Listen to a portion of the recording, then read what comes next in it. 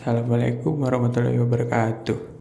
Dalam video ini kami kelompok 6 akan menyampaikan hasil diskusi kami tentang proses ADME obat. Sebelumnya kami berterima kasih kepada yang kami hormati dosen pengampu Ibu Apoteker Mira Febrina Magister Sains.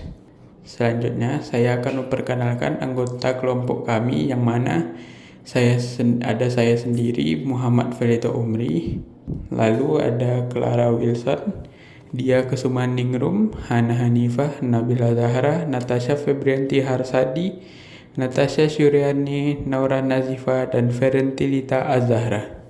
Selanjutnya saya akan menjelaskan apa yang dimaksud dengan ADME.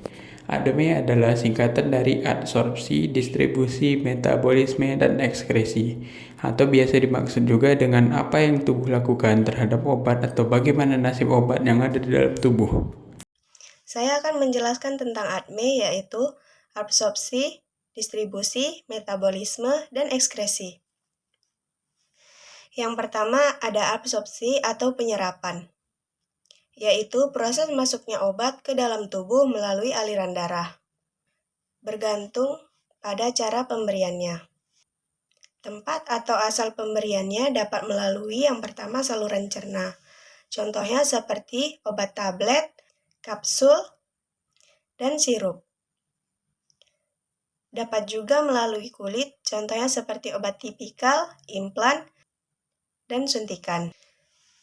Serta dapat juga melalui paru-paru, otot, dan lain-lain.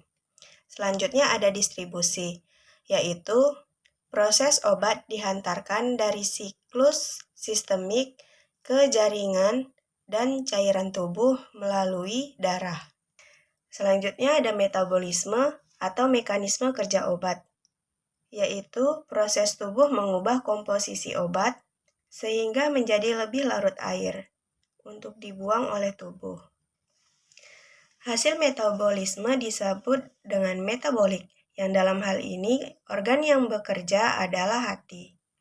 Yang terakhir ada ekskresi atau pembuangan, yaitu pembuangan atau eliminasi sisa-sisa metabolisme obat yang sudah tidak terpakai dari dalam tubuh, dapat melalui kulit atau sistem pencernaan. Kenapa ADME sangat penting?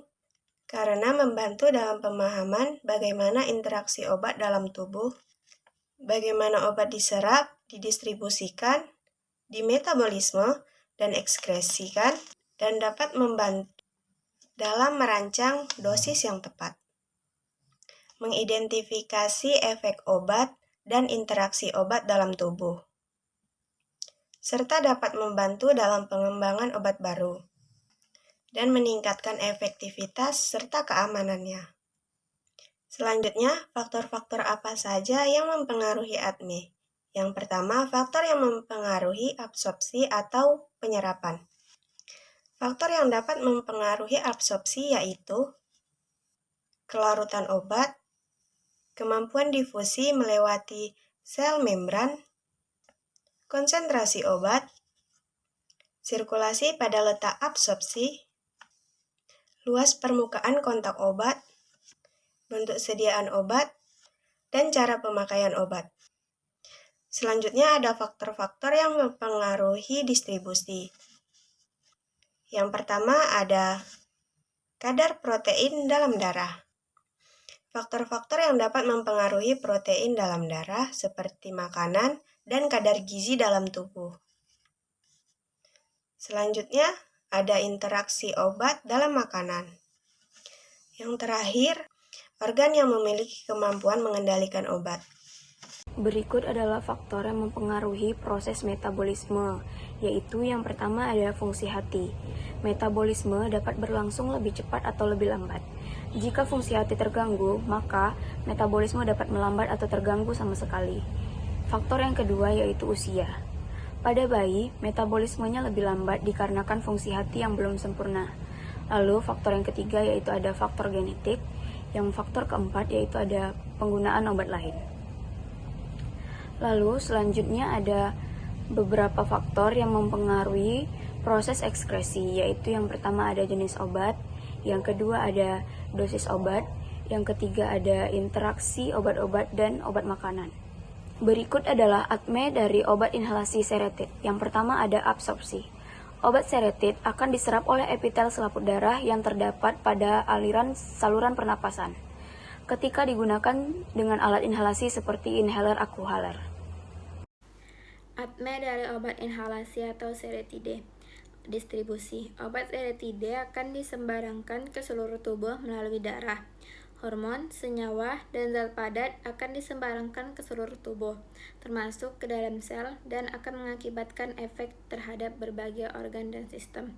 Metabolisme. Obat seretide akan diubah oleh enzim-enzim dalam sel kemudian menjadi senyawa lain yang dapat diabsorpsi oleh sel. Ekskresi. Obat seretide yang tidak diperlukan akan dikeluarkan melalui saluran pencernaan atau saluran kemih. ADME dari obat inhalasi atau kombifen. Absorpsi. Obat kombifen akan diserap oleh epitel selaput darah yang terdapat di aliran saluran pernapasan ketika digunakan dengan alat inhalasi seperti nebulizer. Lalu ada distribusi. Obat kombifen akan disembarangkan ke seluruh tubuh melalui darah. Hormon, senyawa, dan zat padat akan disembarangkan ke seluruh tubuh termasuk ke dalam sel dan akan mengakibatkan efek terhadap berbagai organ dan sistem. Selanjutnya ada metabolisme. Obat kombifen akan diubah oleh enzim-enzim dalam sel kemudian menjadi senyawa lain yang dapat diabsorpsi oleh sel. Lalu ekskresi. Obat kombifen yang tidak diperlukan akan dikeluarkan melalui saluran pencernaan atau saluran kemih. Obat transdermal. Obat transdermal dapat diterapkan pada kulit, lalu masuk ke dalam tubuh melalui sistem limfatik. Proses ADME ini lebih lambat daripada obat oral, tetapi efek obat dapat terjebak di dalam tubuh. Proses ADME dari berbagai rute obat selanjutnya adalah ADME transdermal duragesic fentanyl. Absorpsinya, duragesic tersedia dalam bentuk plester transdermal. Ketika ditempelkan pada kulit, fentanyl dilepaskan secara perlahan-lahan ke dalam aliran darah melalui kulit. Distribusinya, setelah diserap, fentanyl didistribusikan ke berbagai jaringan organ dalam tubuh, termasuk otak, hati, ginjal, dan jaringan lainnya. Metabolisme. Fentanyl umumnya dimetabolismekan di hati oleh enzim-enzim sitokrom P450 termasuk CYP3A4 menjadi metabolisme kurang aktif. Ekskresinya, setelah metabolisme, fentanyl dan metabolitnya diekskresikan dari tubuh melalui urin.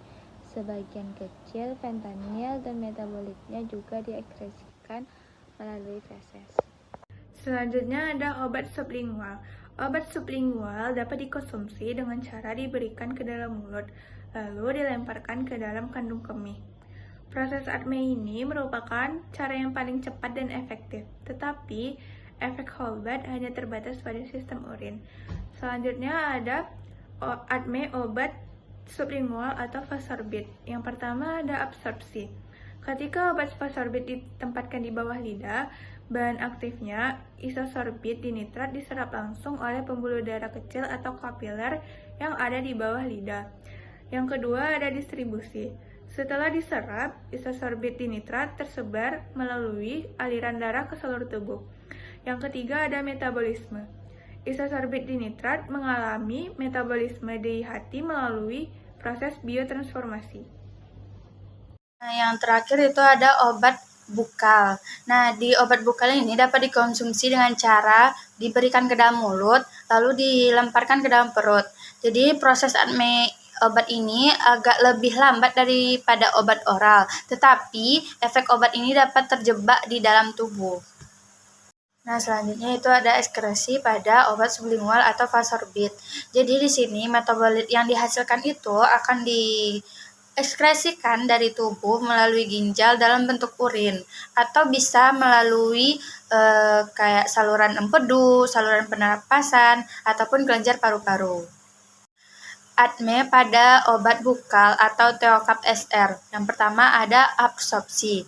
Theocap SR dapat diserap melalui saluran pencernaan. SR atau sustained release berarti obat yang dilepaskan secara bertahap, memberikan penyerapan yang lebih lambat dan stabil dalam tubuh.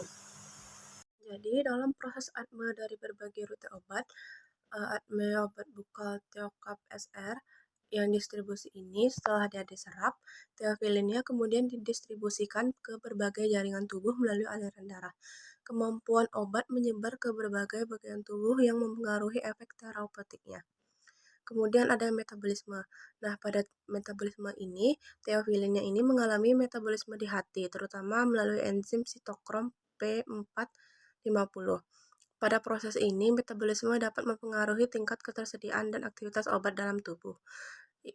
Selanjutnya yang terakhir ada ekresi. Nah, pada teofilin ini, dia diekskresikan melalui ginjal. Kemudian proses ini mengeluarkan senyawa-senyawa sisa obat dari tubuh. Pemantauan fungsi ginjal penting untuk menghindari akumulasi toksin.